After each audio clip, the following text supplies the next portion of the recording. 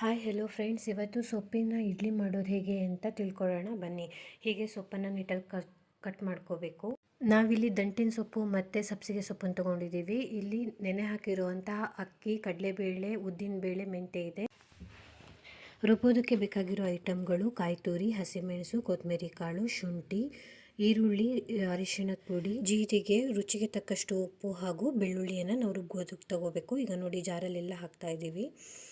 ಈಗ ಫಸ್ಟು ಇದಷ್ಟನ್ನೇ ಚೆನ್ನಾಗಿ ಗ್ರೈಂಡ್ ಮಾಡ್ಕೋಬೇಕು.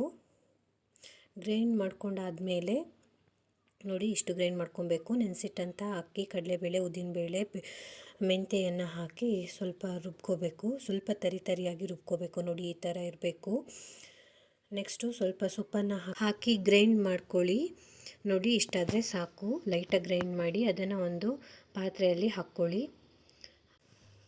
ಫೈನಲ್ ಆಗಿ ರುಬ್ಬಿರೋದು ಈ ಥರ ಇದೆ ನೋಡಿ. ಈ ಥರ ರುಬ್ಕೊಬೇಕು. ಸ್ವಲ್ಪ ಗಟ್ಟಿ ಇರಬೇಕು ಹಿಟ್ಟು. ಇದನ್ನು ಓವರ್ ನೈಟು ನೆನೆಸಬೇಕು. ಮಾರ್ನಿಂಗ್ ಅದಕ್ಕೆ ಸ್ವಲ್ಪ ಈರುಳ್ಳಿನ ಕಟ್ ಮಾಡಿ ಹಾಕಿ ಚೆನ್ನಾಗಿ ಮಿಕ್ಸ್ ಮಾಡಿ ಇಡ್ಲಿ ಪ್ಲೇಟನ್ನು ತೊಗೊಂಡ್ಬಿಟ್ಟು ಈ ಥರ ನೋಡಿ ಎಣ್ಣೆನ ಹಾಕಿಬಿಟ್ಟು ನೀಟಲ್ಲಿ ತಟ್ಟೆನ ರೆಡಿ ಮಾಡ್ಕೋಬೇಕು.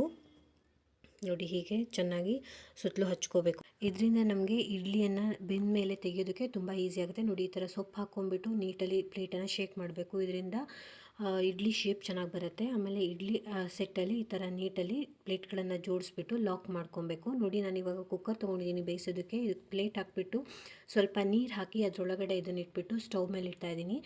ಇದು ಒಂದು ಪಾತ್ರೆಯನ್ನು ಮುಚ್ಚಿಡಬೇಕು. ಅದ್ರ ಮೇಲೆ ಒಂದು ಕಲ್ಲಿಟ್ಟರು ಕೂಡ ತುಂಬ ಚೆನ್ನಾಗಿ ಬೇಯುತ್ತೆ. ನೋಡಿ, ಈ ಥರ ಚೆನ್ನಾಗಿ ಬೆಂದಿದೆ. ಇದನ್ನು ನಾನು ಇವಾಗ ತೆಗೆದ್ಬಿಟ್ಟು ಕಾವಲಿ ಮೇಲೆ ಹಾಕ್ತಾಯಿದ್ದೀನಿ. ಹಾಕ್ಬಿಟ್ಟು ಚೆನ್ನಾಗಿ ಎಣ್ಣೆ ಹಾಕಿ ಎರಡೂ ಕಡೆ ಚೆನ್ನಾಗಿ ರೋಸ್ಟ್ ಮಾಡಬೇಕು. ಚೆನ್ನಾಗಿ ರೋಸ್ಟ್ ಮಾಡಿರೋದು ಇವಾಗ ಸರ್ವ್ ಮಾಡಲಿಕ್ಕೆ ರೆಡಿ ಇದೆ. ನೋಡಿ, ಇದು ಕಾಯಿ ಚಟ್ನಿ ಜೊತೆ ತಿಂದರೆ ವಾವ್, ಸೂಪರ್.